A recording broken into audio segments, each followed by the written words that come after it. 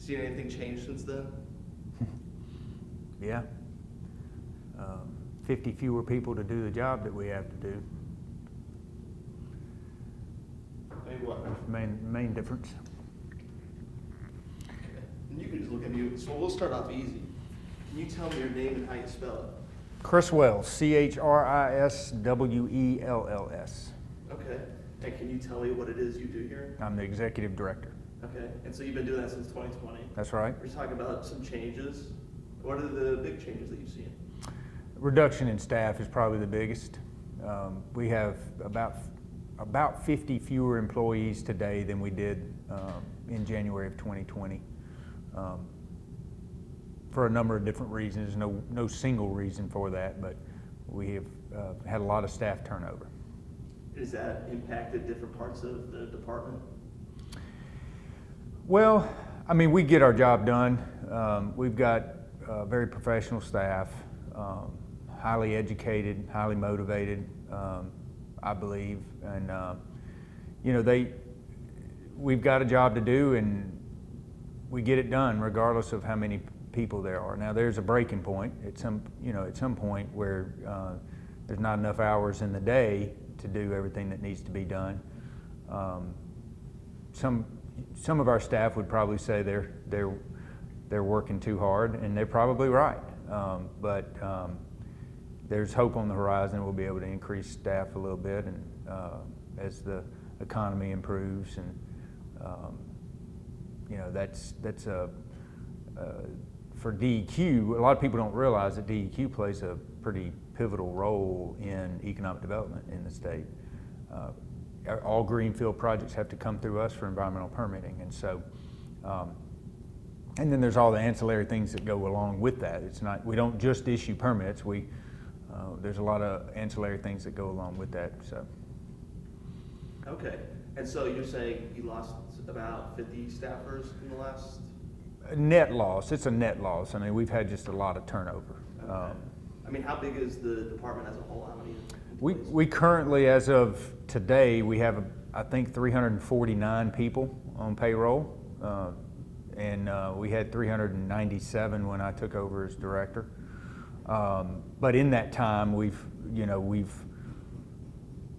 hired a lot more than 50 people, and we've lost that many. So we're kind of at a break-even point.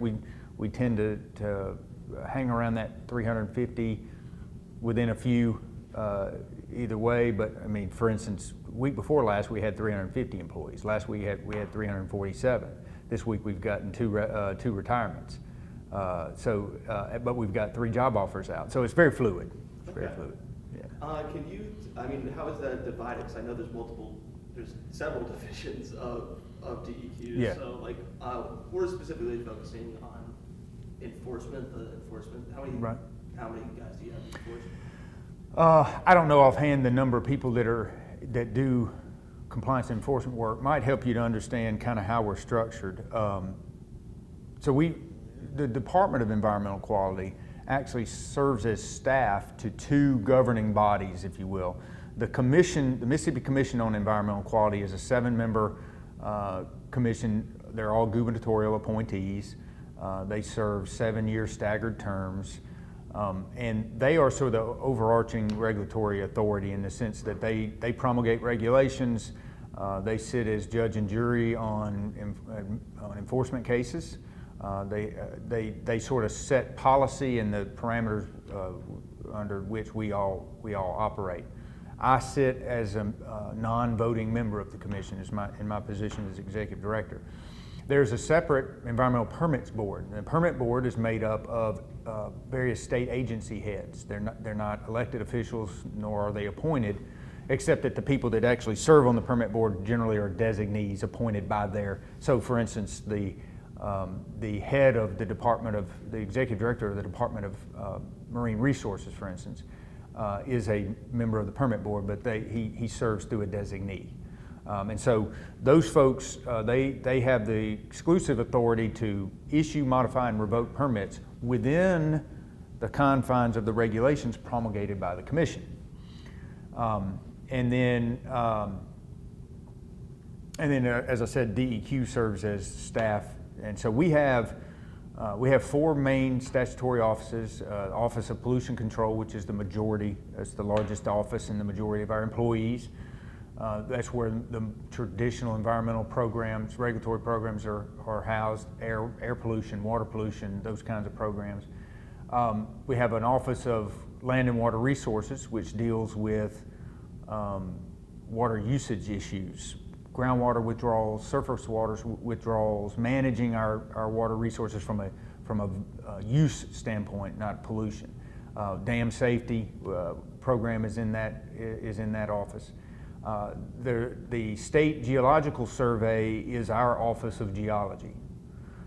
And so they do geological mapping and that kind of stuff. But both the Office of Land and Water Resources and the Office of Geology have regulatory programs within them where permits are issued and compliance and enforcement is done. The Office of Pollution Control also has a compliance and enforcement division in addition to permits. So there's compliance and enforcement work done across the agency is the point I'm making there. And then our 4th office is the Office of Administrative Services. They deal with accounting, facilities management, that kind of thing. We do have 2 smaller offices, or really 3. We have the Office of Community Engagement and the Office of Restoration, which deals with coastal restoration, and then Deepwater Horizon oil spill related. And then our IT department is a separate office. Okay. And so that's kind of how we're structured into that compliance and enforcement question in particular. We do a little bit of that across various offices. Okay, and so when it does come to pollution, I'm sure we've been kind of walked through a little bit about what we're talking about, Sure. which is the houseboats on Right. specifically the Pascagoula River.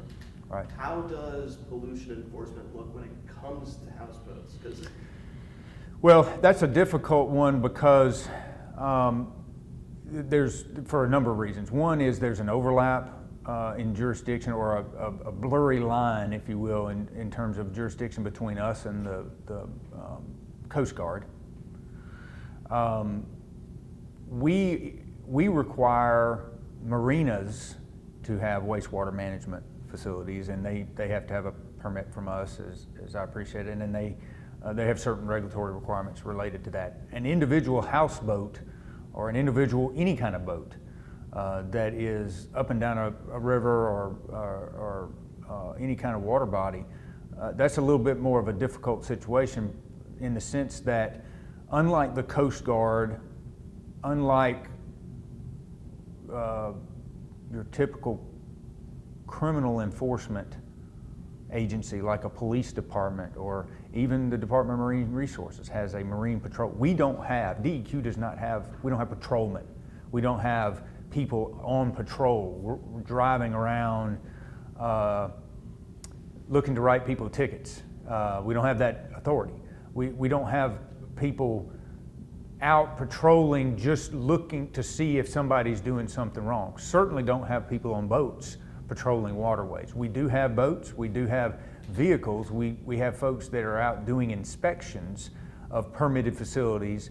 We take complaints, we investigate complaints. If we have a specific situation that's brought to our attention that might fall within our jurisdiction, we'll go investigate that complaint, take action if there is some sort of violation of our regulations or statutes. But as far as having someone riding around and that would see it firsthand necessarily, that's just not the way we're not structured that way, and we don't have those kind of resources. So with a houseboat in particular, if somebody's on the river somewhere in a rural area or a remote area, the likelihood of us seeing it and being able to take action on it is very slim. Now, that doesn't mean that if somebody has a houseboat and is dumping their sewage into the river, that's a violation of our statute. There's there's Title 49, Chapter 17 of the Mississippi Code, Section 29 in particular, says that you cannot place waste in a position likely to cause pollution of waters of the state without a permit from us.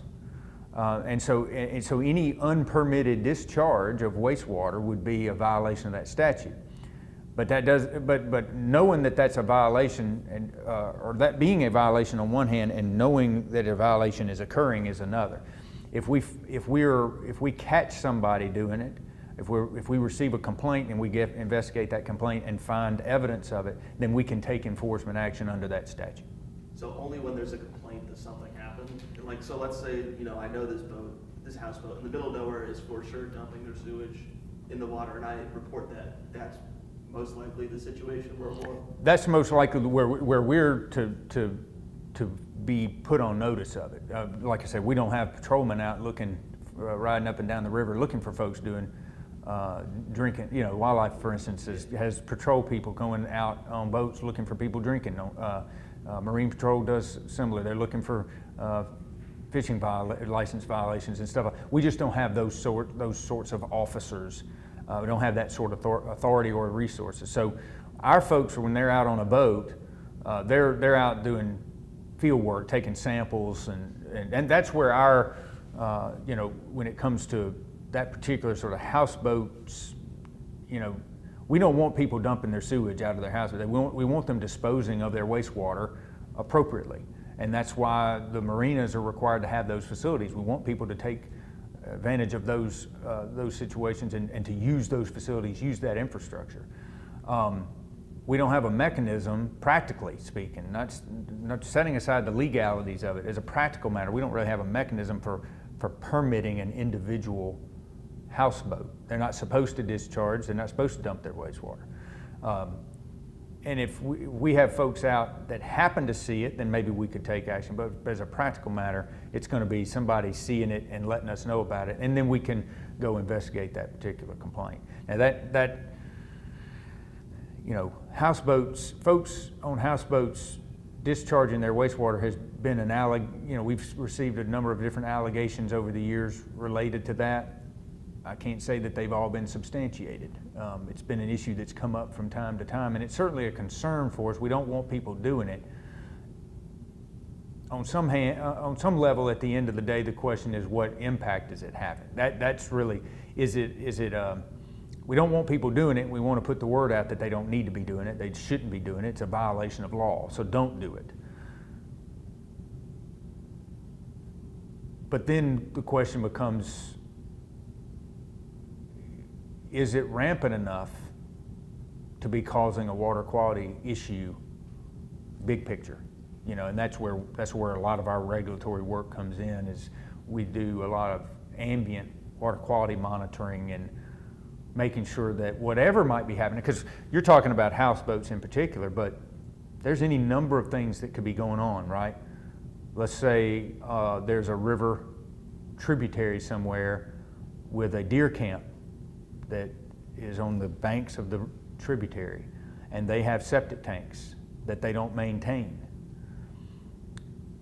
They may not be doing anything maliciously per se, but they're not maintaining their septic tank, and their septic tank overflows or it doesn't treat their wastewater properly, and so it's discharging undertreated or untreated wastewater into that river. I don't know how anybody would ever know that. But if we see water quality impacts going on, and through our ambient monitoring program, we see that there are issues in a particular area, and we know that we don't have any permitted facilities in that area, on that tributary, then that gives us a clue that maybe there's something going on and we need to look more closely. And we do that kind of work. Okay, and how often does that happen when you get like a note where you decide, okay, maybe it's time to look at this area and investigate what's going on? I can't give you any statistics on that. I don't know if we necessarily keep those statistics in terms of correlating enforcement actions to the ambient work. That ambient water quality monitoring work is done. It's a sort of a core function, and it's an underlying support work for the permitting and other work that we do. For instance, a lot of the work that our ambient water quality monitoring group does is toward determining what water bodies are impaired for various pollutants of concern, like nutrients or sediment or whatever. And first and foremost, the intent of that work is to determine what limits need to be put on the point source discharges, the people that are allowed to be discharging. That's the way the law is structured, is that if you have a point source discharge, you've got a pipe that you're discharging any sort of wastewater into a water body, you have to have a permit from us, 491729. That permit limits the amount of it doesn't prevent you from polluting, it just limits the amount of pollution that you can discharge. And when I say pollution, I mean most of the time we're talking about things that there is assimilative capacity in the environment, nutrients being a prime example. Some nutrients the environment needs. Too many nutrients causes problems. And so you look at a typical wastewater permit from us, and it's going to have, particularly for a city sewer treatment plant, it's going to have nutrient limits in it. They can discharge nutrients up to that limit, and what that limit is dependent on what the assimilative capacity of that stream is, but also the condition, the current water quality conditions. If that stream is already having trouble, if it's already not meeting the water quality criteria for nutrients, then that may mean that we need to ratchet down the limits on the point source discharges. So we're looking primarily at the point source discharges. If we've already done put limits, as restrictive limits as we can on the point source discharges, and we're still having a problem in terms of ambient water quality in that stream, then that's an indication for us to take additional regulatory action, whether that be in the permitting side of things or on the enforcement side of things. Okay, and so I'm speaking with the MDMR's executive director, Joe Right. Frank. So I was talking to him on the phone, and he was explaining that there seems to be this issue that he wants to raise money to buy a sewage barge to go up and down the Pascagoula River, so these houseboats that have been anchored in at the same spot for 15 years can get a sewage discharge point into a barge rather than just putting it into the river, which I believe, I'm not going to speak for all the houseboats, I believe many of them are just, they're either treating it or I don't think they're holding it. If I'm being honest, I don't think so. Do you say that the data has no indication that there is this issue from houseboats? Well, we can provide you the ambient water quality data that we have. I'm glad to do that. And we'll give you an explanation for what that data shows you.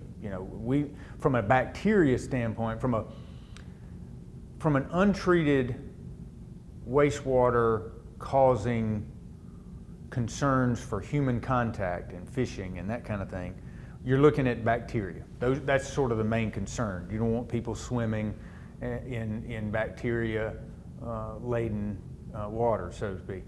And it also causes, if the bacteria levels are too high in the Mississippi Sound, it can cause problems with respect to the oyster fishery, and that's one of DMR's main concerns. Where it gets very complex is where is that bacteria coming from? What's that data showing you, right? So the first question is, what does the data say in terms of in relation to the water quality, the bacteria levels in a given stream? When we talk about the Pascagoula River, we can talk about the Pascagoula River. What are the bacteria levels in the Pascagoula River? Do they exceed a health concern threshold? That's question number one. If that threshold isn't exceeded, then there's just not an issue, because like nutrients, there's a certain assimilative capacity in the environment for bacteria. It's not good to be discharging untreated wastewater into the Pascagoula River or any other river, but once it becomes mixed and sort of assimilates into the environment, is it above any sort of threshold level of concern? That's question number one. And I think what you would see from our water quality data monitoring data from the Pascagoula River is that there's going to be spikes, there's ups and downs depending on when the sample is taken and where it's taken, and how high the water levels in the river are, and all. There's a lot of different factors that go in, and there may be some instances, individual samples that may exceed a threshold, but when you look at the overall average, I think the data shows that it's below any human health contact sort of threshold. In other words, from our perspective, I think our data shows that there is no impairment of that water body in terms of the condition of the water relative to the water quality, the pollution water quality standards. Now that standard is different from the FDA's oyster standard. And that's what DMR, I think, samples for, that's what they monitor for in the sound. So first question is it exceeding some sort of regulatory threshold? If the answer is no, then it is what it is. Bacteria is there, but it's not at a level that would cause us to issue any sort of contact advisory, water contactor advisory. If the levels are above that threshold, then the questions get very complex. Then the question becomes, well, where is it coming from? What kind of bacteria is it? And we don't typically differentiate. There are ways to speciate it, they call it. You can determine whether a bacteria is coming from humans or birds, mammals.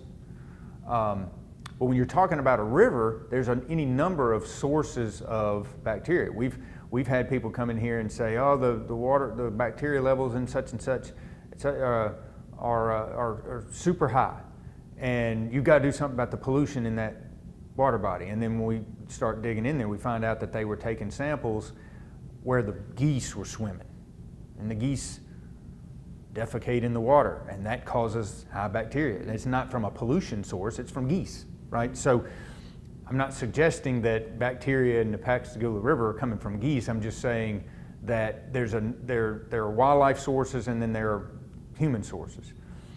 If the data shows that the water quality exceeds the water quality standard or the human health threshold, that would lead us to look into, well, what's causing it? Where is it coming from?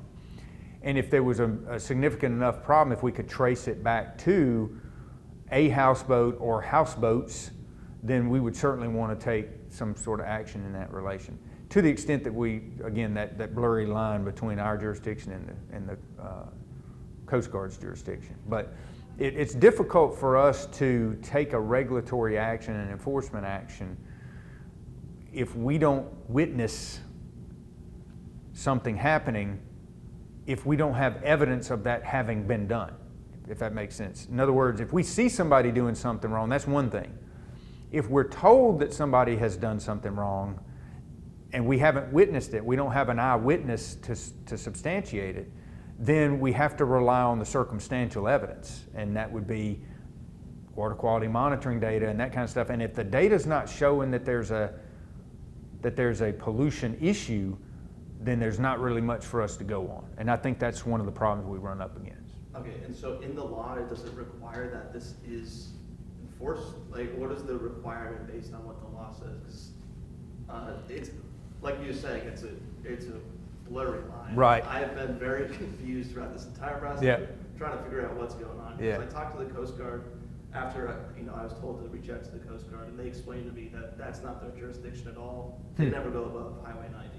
So I thought, maybe it's MDEQ. Well, what they do as a practical matter and what their legal jurisdiction is maybe two different things. It may be they may have a similar issue that we do. Is there's the legality of it. There's what the law says on paper, and there's what can be done as a practical matter. And for instance, I'll give you an analogy that I hope will put it in perspective. We're talking about pollution issues, which can be very complex. But let's talk about you running a stop sign. You pull up to the stop sign. The law says you have to stop, look both ways, and if the traffic is clear, you can go, right? If you pull up to that stop sign and do a rolling stop, and there's or don't stop at all, and there's just happens to be nobody else coming, and you go through that intersection without causing a wreck, you have violated the law. But there's no consequences. Nobody saw it. Nobody saw you run that stop sign. And there were no consequences in the sense that you didn't hurt somebody by running that stop sign. If there happens to be a police officer sitting over on the side and sees you run that red light, or run that stop sign, then you have violated the law, and that officer witnessed it and can pull you over and write you a ticket. There's consequences. If you ran that stop sign, there was no police around, but you T-boned somebody that happened to be coming through the intersection, they had the right of way, right? You have violated the law and you have hurt somebody, you've run into them, you've caused a wreck. When the police show up to do the police report, they're going to look, the circumstantial evidence is you didn't stop at the stop sign, right? So you violated the law and they have something to go on. So to me, that's kind of this, it works the same way. In other words, if somebody discharges a pollutant into a water of the state and nobody's around to hear that tree fall in the forest, right? They violated the law. There's no doubt they violated the law. And the law says that that there would be consequences if that violation could be proven. But if nobody witnessed it and there's no water quality impacts, then there's nothing really for us to go on. We may know somebody did something wrong. Or no, it's that, what's that old movie with Tom Cruise, A Few Good Men, when he says, it doesn't matter what I know, it only matters what I can prove, right? Same kind of thing for us. We may have a strong suspicion that somebody has done something, but if they haven't caused some sort of consequences, then it's hard for us to take, as a practical matter, not a legal matter, as a practical matter, it's a hard thing for us to do. So it's just a difficult thing to enforce, just based on how do we prove it if there's no water quality Exactly. sampling? How do we prove if we don't witness somebody, pulling a Cousin Eddie from the Christmas Vacation, right? If we don't witness them doing that, and there's no circumstantial evidence from a pollution, water quality standpoint, then did the tree fall? If nobody heard it fall, did it truly fall? I mean, I'm mixing metaphors, but but I understand what you mean. And when it comes to what the law says and then what happens, can there be a change to say that maybe we should do things differently? Because I spoke to an entire community who says we treat our waste, but then they do put it back into the river. Yeah. And they've had people come test their water, and they said our water is clean because every single person in this community has to treat. You have to have a treatment system, right? Because they're all moored there. Like the people Right. I talked to have had boats there 15 years, 10 years. So. And that's what we want. We want people to do the right thing. I don't know what change in the law could be made. I mentioned that we have 50 fewer employees today than we did when I took over as director. That is a trend in the opposite direction of us having an environmental police officer at every street corner, right? If we had an environmental police officer at every street corner, or riding up and down rivers every day for the sole purpose of looking to see if somebody's doing something wrong, then maybe there would be some violations that currently occur without consequence. Maybe there would be consequences at that point. But there are a lot of reasons why we don't have environmental police officers on every corner. We don't have DEQ patrol people going up and down rivers and riding around on streets and looking. There's a lot of practical reasons why we don't have that. One is that, and one of those is that we just don't have the resources, and I'm not sure that the cost benefit would be there, even if there was a political will to staff DEQ up to that sort of level. I can't tell you how many people we would have to be able to be able to be everywhere at all times across the state, even a geographically relatively small state versus some others, right? Just the sheer number of people that we would have to have is just impractical. You know, even if there was a political will to do it. So the better way for us to operate right now is the way the statutes are currently structured. There's a trust but verify sort of general tenor to the law. People are expected to get permits when they need them and comply with those permits. If you're engaging in a regulated activity, you're expected to get a permit. And if you get a permit, you're expected to comply with that permit. We do routine unannounced inspections to make sure that people are complying with their permits. And we respond to complaints.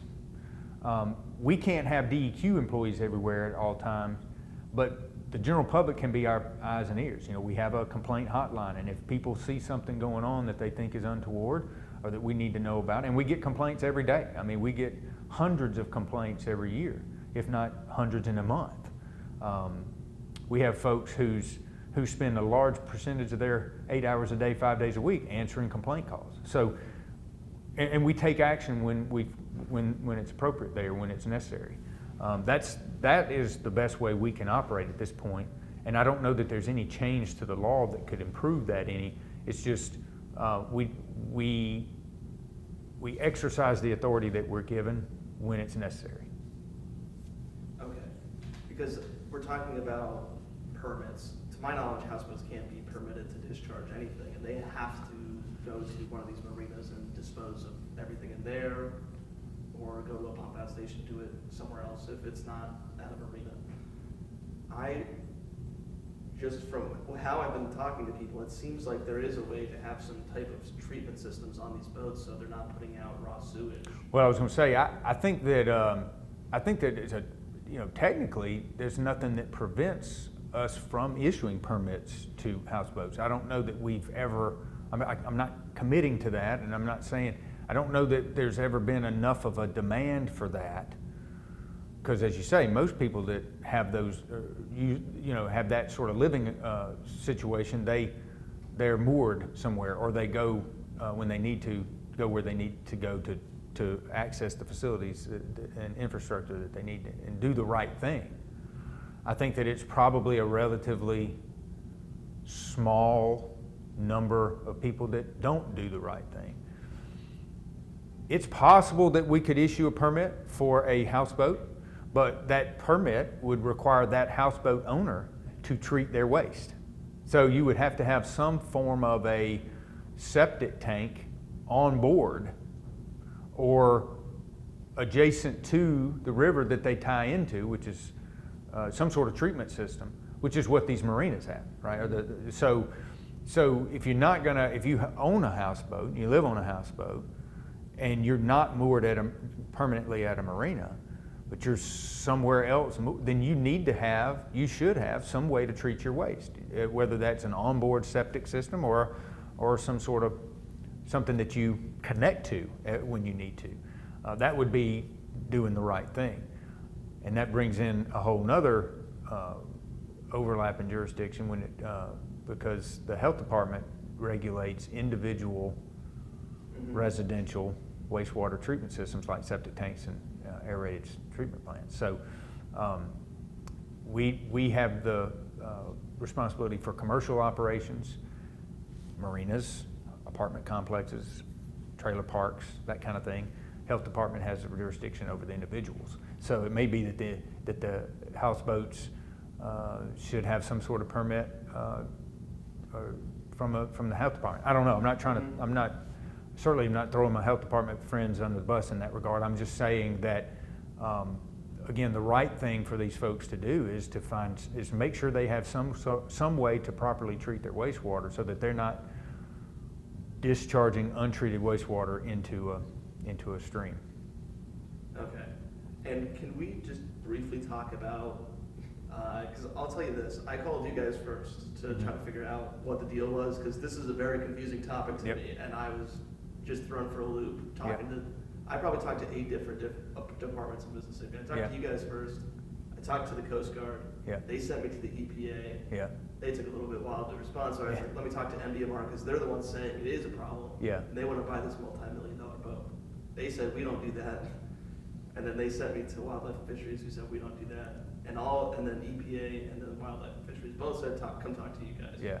Why because it didn't seem like everybody was on the same page with who would handle this stuff. I think that's an indication of just how difficult a situation it is. It's a difficult issue to deal with. It is a practical matter. Again, setting aside the legalities. If somebody's dumping their wastewater off their houseboat into the river, or if they're just straight piping it, then they're violating the law. Us finding out about it, us catching them in the act, us seeing a water quality impact that justifies us further investigating, those are separate, more practical questions. I don't doubt that DMR has a concern. I think they do have a legitimate concern. There's no doubt that and again, I mentioned the FDA's limit when it comes to shellfish and our human contact limits are not the same. I think theirs is more stringent. The food safety standard, I think, is more stringent than the human recreational contact standard. And so they have a legitimate concern. The question is, where is it coming from and what's causing those bacteria levels in that part of the Mississippi Sound? Is it coming from the Pascagoula River? Maybe it is. Is it coming from the Pascagoula River in high enough levels for there to be a concern? Maybe there is. Maybe it's coming from other sources. Maybe it's a combination of sources, because there's more than just the Pascagoula River contributes to the Sound. That's not me second guessing DMR's position on it at all. We've worked very closely with DMR and we help. We were doing a lot of work on the coast in our restoration program to help address some of the bacteria issues, particularly from malfunctioning or poorly maintained, if you will, septic systems.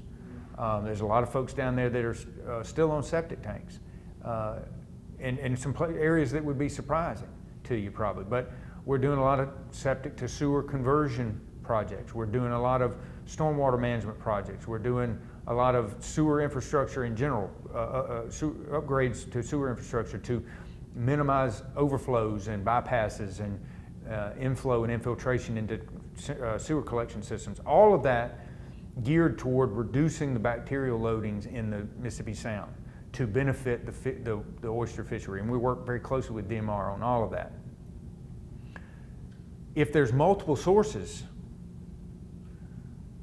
then the elimination of one or more of those sources may not be enough, right? So, but there may be some low-hanging fruit that we can go for. And so it may be, and it is, easier for us to identify specific wastewater infrastructure issues within a city, for instance, the city of Pascagoula, or the city of Gaucher, or the city of Moss Point, or any of those areas down there where the city has a central sewer collection system, and if it has problems, leaking lines and overflowing manholes and that kind of thing, if we can upgrade that infrastructure to reduce those events, then that eliminates or reduces at least one source of that bacteria that's showing up on the oyster reefs. And that's progress. Dealing with something that may or may not be happening in the Pascagoula River is a whole different issue. Now, General Spraggins, the idea, he and I have not talked about that idea that you're talking about, the barge. There may be some validity to something like that. Again, the idea is to eliminate any known or suspected sources. And if DMR has a strong enough suspicion that houseboats are contributing enough to this problem to address, that they need to be addressed, and we can't, as a practical matter, deal with it through our regulatory program, maybe it's because of that threshold, Maybe there isn't an enforcement. I'm just hypothetically here. Maybe if the bacteria levels in the river don't exceed our regulatory thresholds, then maybe we don't have an enforcement action we could take as a practical matter. Going back to the stop sign. Yeah, the stop sign type situation. But if we know nonetheless that there is bacteria in the river, and we suspect that houseboats might be a source of that bacteria, if there's a solution that can be implemented that might reduce that source, then that makes a lot of sense to me, and I would be supportive of that. So this idea that you said that General Spraggins had may be one worth pursuing. Yeah, because in my mind, I was just thinking, if we're going to buy this barge, then we have to have a way to keep funding it throughout the years, to keep it running, and that's going to cost these houseboats money. But if we were to look at what systems have been working for them, I've talked to a community, I think there's probably about 50 houseboats. They all have these sanitation systems on them, and they said they've had the water tested and there's no issue. I just see that as a possible better solution, because these systems cost $1,000 per houseboat. Right. And the boat's going to cost, he said, a couple $1 million. That's a bigger conversation. I can't really comment because I haven't had any. I don't know. I haven't talked to anybody about it. I've not heard about it until today. But I would say, as far as the something like that versus individual. Again, at the end of the day, it's each individual houseboat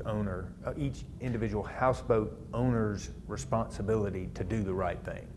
And if installing a piece of equipment, some sort of onboard septic system, for instance, I don't know how they work. But if installing that on your houseboat is a way that you can do the right thing, I think that's what they ought to be doing. Who has the regulatory authority to require it? I don't know. So even if you knew that 200 of these houseboats had those sanitation systems and they're doing the right thing in their minds, even though it's against the law, you would say they're doing the right thing? Well, I don't know if it's against the law or not. Because again, if you've got a houseboat or a group of houseboat owners that have installed these systems and they're treating their own wastewater and they're discharging what is treated wastewater, not untreated wastewater,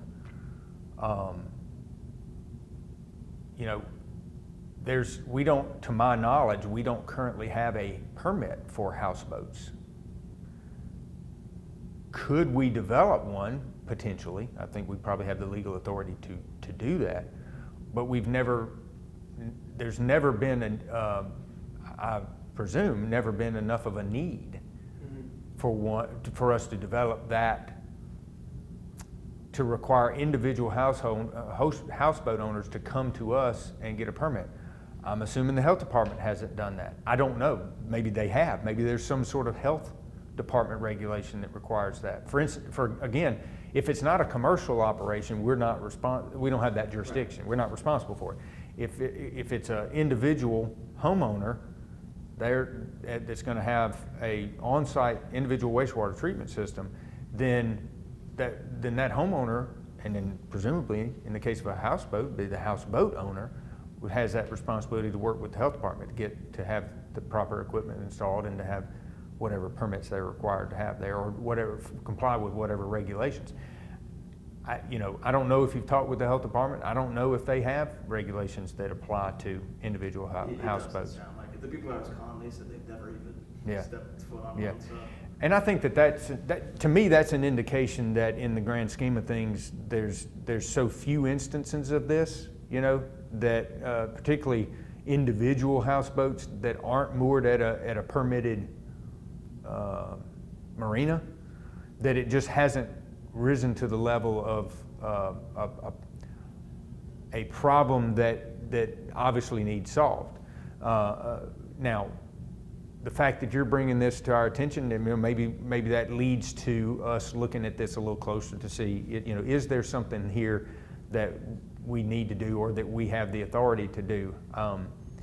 If an individual houseboat owner is discharging their untreated wastewater into a river, they're violating our statutes. Whether there's some regulatory program in existence that they're also violating that already requires them to have some sort of treatment system, that's just the question that I don't know the answer to, and I'm not sure anybody on my staff knows. Okay. I mean, we'll wrap up here. Is there any questions you were preparing for that you're like, I can't believe you didn't ask that? No. In fact, I was glad we got to talk about kind of how our enforcement program is set up and sort of how the statutes are structured. Yeah. That was the main thing I wanted you to understand. No, because I can't imagine there was any possible way that you could have somebody on every single river in Mississippi and have them patrolling. It just doesn't seem practical at all. Right. The manpower you would need to go out Right. and do all of that. Right. So I was interested to see how it works because the Coast Guard was pretty vehement that they don't go upriver at all. Yeah. And then everyone else said they don't go up, they don't touch houseboats at all. And it just didn't seem like people were all on the same page. Yeah, and I think you're probably right. I think there's a lack of,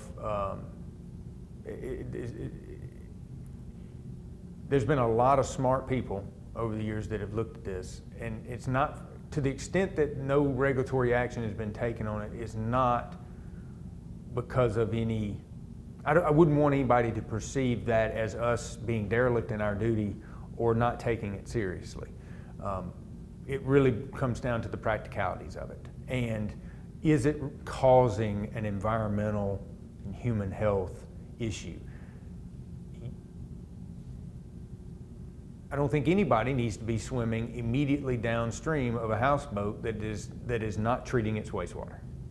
But by the time it gets miles downstream and into the Mississippi Sound, the bacteria may still be there, or some of it, but is it exceeding some sort of human health threshold? That's the issue for us. And if it's not, it just makes it very difficult for us to take action. But it doesn't mean that we don't care about it. And I wouldn't want anybody to perceive that we have a lack of concern.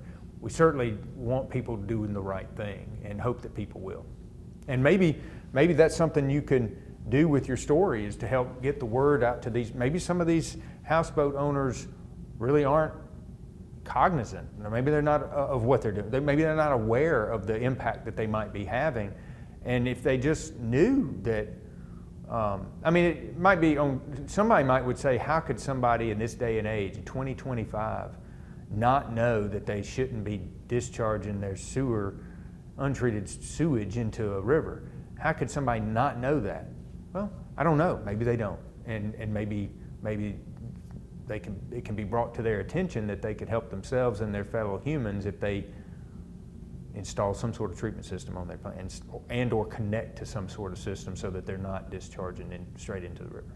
Okay, so you're all good with the sanitation systems on houseboats? Well, I don't know enough about them to comment on it.